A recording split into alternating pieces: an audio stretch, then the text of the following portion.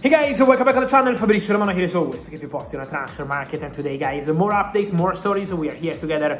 Then we get many questions, guys, on Manchester United, and we have to clarify a few stories around in the last 48 hours. First of all, I saw a link coming from Paraguay, Man United negotiating for Orlando Hill, the goalkeeper from Paraguay who had a fantastic World Cup, but that story is not true. Manchester United signed Darlow from Leeds.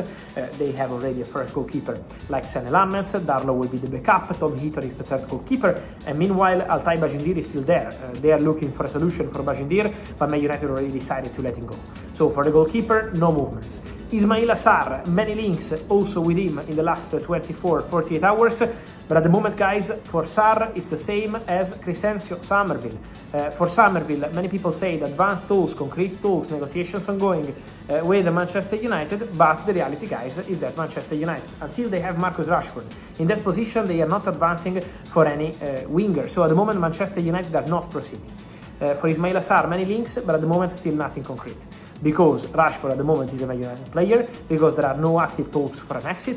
Then, if a bid arrives, we have to see what happens. But Crescencio Somerville, who is close to joining Al Hilal after Roma bid during the World Day, but now also Al Hilal have an agreement in place with West Ham United, for sure this is the same situation. Man United are not advancing until Marcus Rashford is there. More to mention, guys. It's also about Manchester United and midfielders. We had links with Warren Zaire-Emery, but my understanding is that Paris Saint-Germain are not planning to change anything in midfield. So Paris Saint-Germain want to stay with the players they have in midfield right now.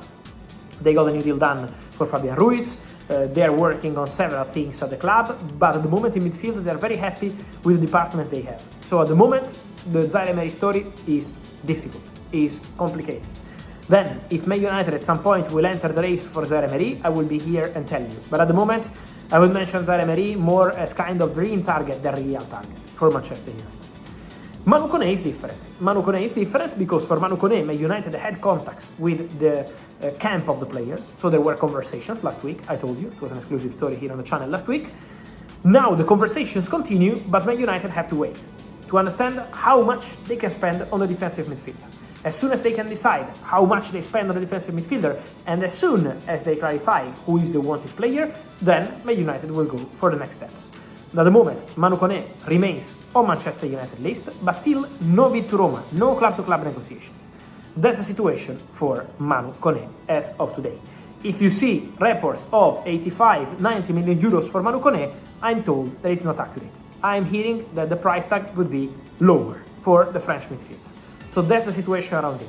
Then we have to see again how much Man United want to pay and how is going to be the situation for him in terms of different proposals, because it's not only Man United interested in Manu Kone, and could be an interesting situation to watch in the next weeks.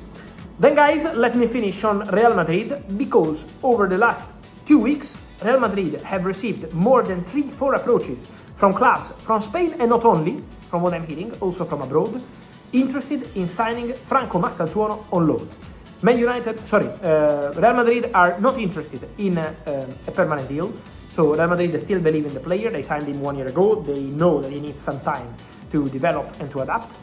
But Real Madrid are going to discuss with Mastantuono, with his agent and with his family about the possibility of going on loan. So on a straight loan, no by option, no by obligation. A kind of Hendrik formula for Real Madrid, like another Hendrik. Go on loan, he went to Olympique Lyon. In this case, Mastantuono can decide he has offers from Spain but also from abroad, and then return to Real Madrid. The club will discuss this directly with Mastantuono. There will be conversations. We will see what's going to happen, but Mastantuono could be the new Hendrik for Real Madrid in terms of loan, then come back to the club and get new opportunities. This is something they are going to discuss with the agents. Jose Mourinho is fully involved in these decisions for Mastantuono and for more players. So, guys, on this and much more, we will be together as always to keep you updated in the next hours and days. Remember, guys, as always, to let me know your opinion. Alejandro Garnacho, Diomandé, Klopp, Zidane, Zaire-Emery, Kone, Sarr, Hill, so many stories, so many things. Also Crescencio Somerville with Al Hilal closing the deal with West Ham, waiting for the final green light from the player. Then Franco Mastantuono, which club should be all over this? Let me know your opinion, guys. Well, our chief correspondent, Kaveh Solokol, has joined Mark Schwarzer, Ash Williams and myself on the sofa. Kaveh, go on then. This is a big one. A lot of Chelsea fans waiting with bated breath. These links, Cole Palmer to Man United, where have they come from? What do they mean, Kaveh? I think that people are putting 2 and 2 together and coming up with 5. He's had a difficult season. He's had lots of injury problems. I think there have been some issues behind the scenes about how his injury problems have been managed. Yep. Sometimes he hasn't looked particularly happy when he's been playing for Chelsea, and when he's been scoring, he hasn't been celebrating in the sort of way that he used to. But I think that is just down to his injury issues. Yeah. But that has led to reports that he's not happy in London, he misses life in the Northwest, Right. He grew up being a Manchester United fan, of course he spent a lot of time at the City Academy. Yeah. So I think that's where these stories come from. I think it's likely that one day he'll play for Manchester United. Wow.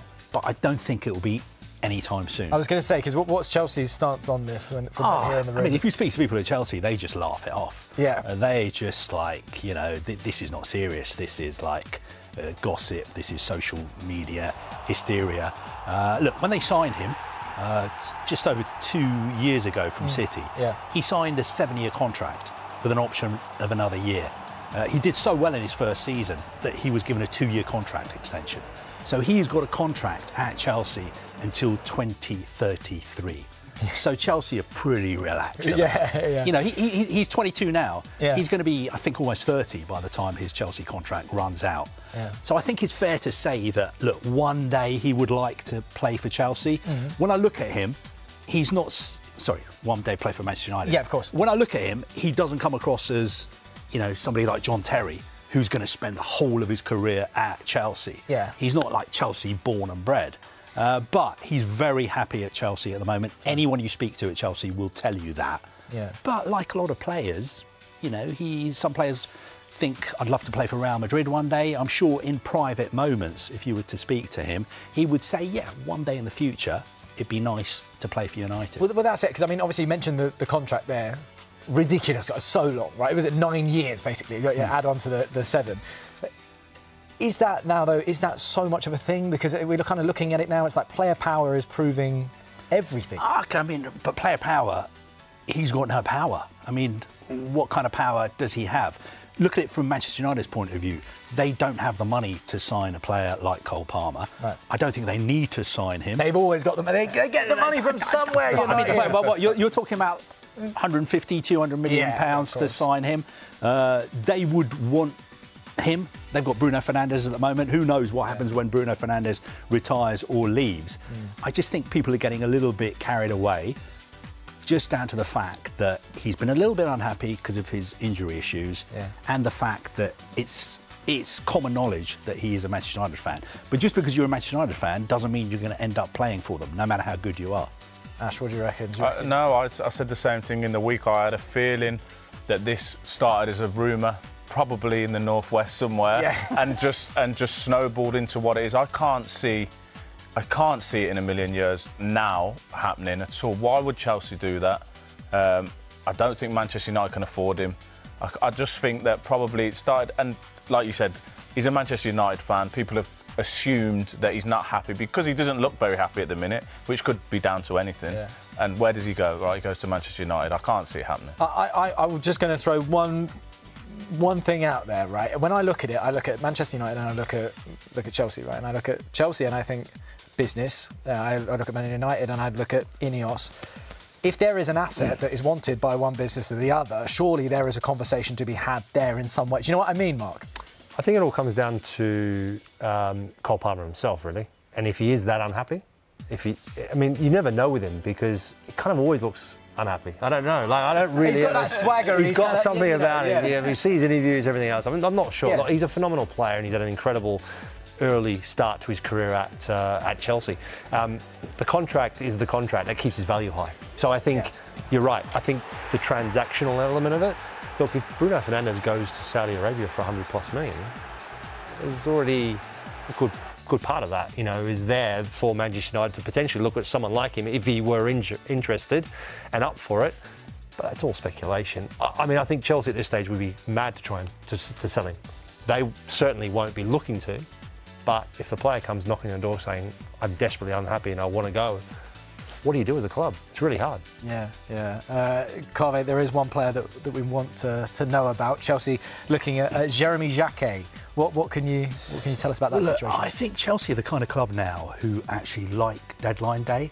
They like being part of the sort of show business and the drama. It's exciting. That's why we love you. Some clubs don't like it at all, but I think Chelsea like being in the spotlight. Yeah. So I just wonder if they have something up their sleeves for Monday. Certainly they're trying to sign Jeremy Jacquet from Rennes. He's supposed to be the next big thing when it comes to young French defenders. They're going to try and do the deal to get him now. Obviously, Rennes don't want to lose him until the summer. I think the summer, Liverpool would like to take him. Bayern Munich would like to take him as well. I think it's interesting that Chelsea recalled Anselmino from his loan at Dortmund. Yeah. Because that gives them the option of maybe sending him the other way on loan to Rennes, because Rennes really don't want to sell him at all. But I think it's really significant that Liam Rosenior really wants Jacquet. I think obviously he's managed in France when he came up against Rennes. Jacquet's always played really, really well against Strasbourg, and I think Liam Rosenior's remembered that.